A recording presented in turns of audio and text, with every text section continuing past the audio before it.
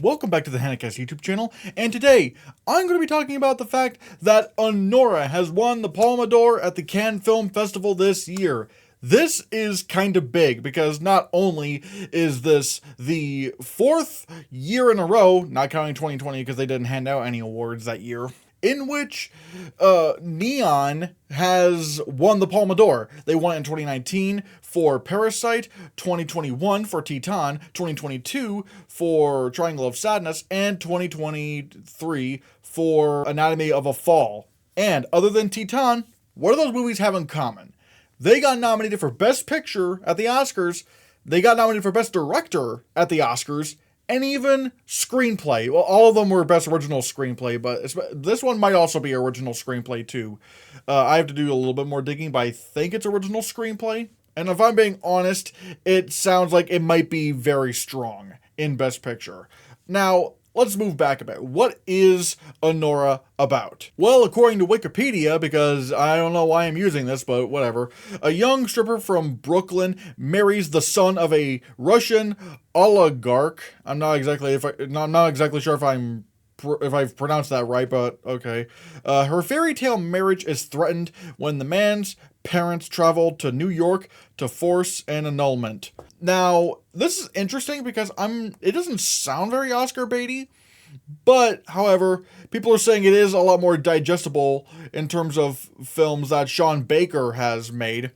Which, if you don't know who Sean Baker is, he's directed movies like The Florida Project and Red Rocket. The Florida Project actually did get nominated for an Oscar for Best Supporting Actor for Willem Dafoe, and it seemed like for a while he was going to win it until later on in the season. It was like, okay, it looks like everyone's going behind Sam Rockwell. And again, if this movie is a little bit more friendly for general audiences than some of Sean Baker's previous works, then I feel like it does leave for a good narrative for Sean Baker. You know, he's been around Hollywood for a while. His films aren't completely new to the Oscar conversation. And so now you have a film that won the Palme d'Or, and it's like, oh, okay, yep, we're going to honor this guy now. And again, it's a very good bet. Again, Titan didn't really get into Best Picture, and hell, it was like the Oscars didn't even shortlist it for Best International Feature. So what does that say about how much they liked that film? But again, Titan seemed like it was a film that was like a lot more challenging than some of your other winners. Because again, Parasite, it's pretty easy to understand. Triangle of Sadness, admittedly, I still don't know why that got into Best Picture, but people seem to like the satire of the upper class and influencers or whatever. And then you have Anatomy of a Fall, which was a very well done like court drama, yet also kind of mystery. And if people are saying that Anora is digestible, then I would honestly say, yeah, I would say it's very squarely in Best Picture, Director, and Screenplay. Honestly, hold on, not that one.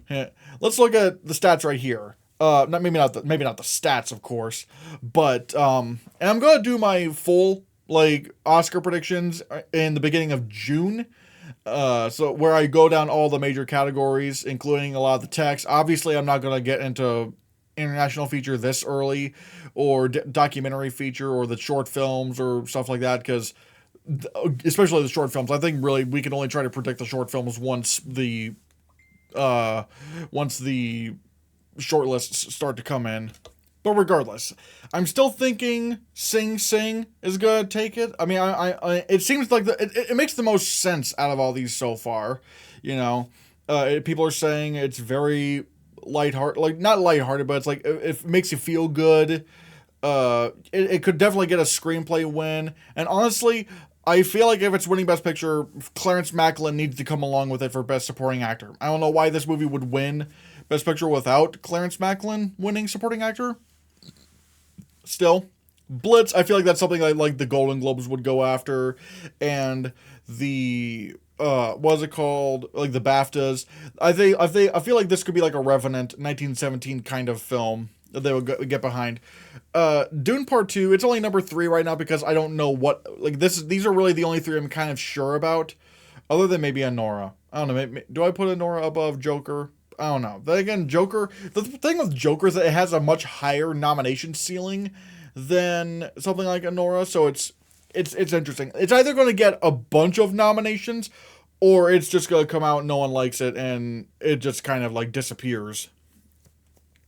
And then you have Anora, because again, the fact that the Palme d'Or in recent years has gone to films that would eventually go and get nominated for picture, director, and screenplay, well, I mean, you know, it seems very strong at that point.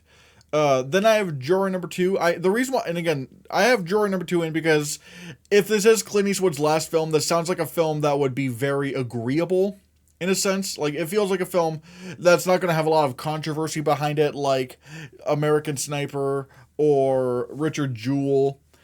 And the cast is looking pretty good, including J.K. Simmons, so I feel like if this is like a generally agreeable film that people like, it's going to get into Best Picture. I'm going with here. Not gonna lie, I feel like I might be feeling here, because it is directed by Robert Zemeckis, and he's not on a good streak, but it is written by Eric Roth, and I feel like that's going to very much appeal to like Oscar voters, because like Eric Roth, every time, like in recent years, every time he directs a movie, no, not directs, every time he writes a movie, it gets nominated for Best Picture. So I'm kind of going with that. Then I have The Apprentice. The reviews for The Apprentice are not amazing, but they are good. And especially in an election season, it might be just good enough. Like, yeah, okay, yeah, we'll probably get into Best Picture. Especially if you got people like, you know, Sebastian Stan coming along with it, then it makes a lot of sense. Dee, I don't know. I have a feeling about Dee, but then again, it might not get in there. I don't know. It is a coming of age film, but it's also like sort of lighthearted and like it's a dramedy. But again, I don't really know what else to go off of here. And then I have Emilia Perez at number 10 because people are saying this could win Best International Feature at the Oscars. And if it's winning Best International Feature, I kind of have to predict it in for Best Picture. Because other than Another Round, which probably still would have gotten in a year of 10 for Best Picture, other than Another Round, like since 2018, like there's always been like an international film that gets into Best Picture. Like the winner of Best International Feature gets nominated for Best Picture. You know, Roma did this. Parasite did this. Drive My Car did this. All Quiet on the Western Front did this. The Zone of Interest did this. And if Emilia Perez is currently the frontrunner for Best International Feature, then I kind of have to assume that it's going to get Best Picture at the Oscars. Especially if it gets nominated for Best Lead Actress. Like, let me check and see who that was again.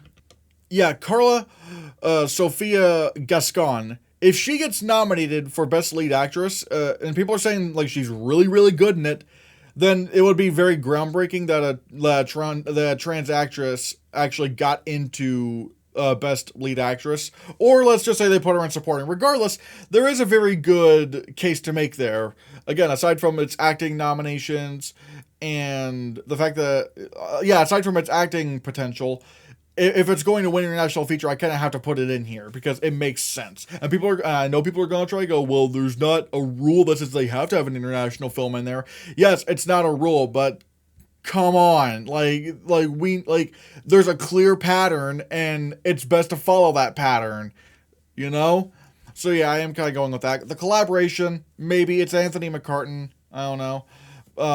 And then some of the others I'm looking down. I've just taken off Megalopolis and Furiosa completely because Megalopolis, you know, it didn't win any awards at Cannes. So it's like, okay, well, it's finished.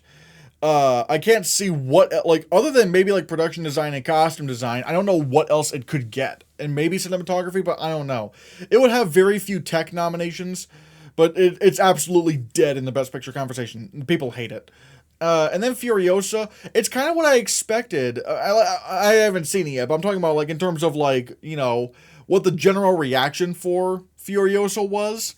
And that I said it was probably going to be received very well, but it's not going to be, like the thing with Mad Max Fury Road is that it was considered like one of, if not the greatest action film ever made. And it was really groundbreaking and didn't look anything like the previous Mad Max films. Whereas Furiosa, it looks like it's just kind of being what Mad Max Fury Road was in terms of its style, which isn't a bad thing necessarily, but it's probably not going to be considered as groundbreaking enough to get into the Best Picture conversation. Like, even Top Gun Maverick, obviously its story was not very groundbreaking, but the filmmaking style of the film was so fresh and new. And also with Top Gun Maverick, there was also the argument to be made, oh, it was the movie that saved movies. Theaters are back. People are going to see this movie. Hooray! Even though Spider-Man No Way Home did it first and made more money than Top Gun Maverick, but whatever. People like they were like, ew, we don't like superhero movies. We'll go for Top Gun because yay. Regardless, yeah. So I've just taken off Furiosa and Megalopolis completely. They're not getting in at all. And then obviously there's some of the others like Grand Tour and Girl with the Needle. I've heard some really big buzz for those, and they definitely look like they could be big screen like cinematography contenders. But I was looking at the history of the Cannes Film Festival, and usually like not more than one of them that wins an award gets nominated for like the Oscars. So it's tough to say. So yeah. This looks like what we kind of got right now. I'm not exactly sure what could, like, again, we'll have to see what June has with our predictions. And then definitely the fall festival season is going to be very interesting because I genuinely have no clue what's going to happen during the fall festivals. So yeah, that's really all I kind of have to say if I'm going to be honest. Like I said, I'm going to be doing my June Oscar predictions around maybe the 1st of June. The 1st of June, I think, is a good bet. I think that's good. But before that, I'm also going to try to do a video where I talk about the Critics' Choice Award for Best Visual Effects and why it might be one of the worst ones out there. So, yeah, that's going to be fun. But like I said, if you want to support me, check out my memberships. Like, it's only like $10 a month. And if I'm not mistaken, there is still, if you're a member of YouTube Premium, you get your first month free. You also get some cool emojis, badges, a bunch of other cool perks. Or if you can't do that, well, I have a link in the description below for PayPal if you want to send me any support my way. So, yeah, guys. And be sure you hit that subscribe button, because if you don't, Anora will be no mora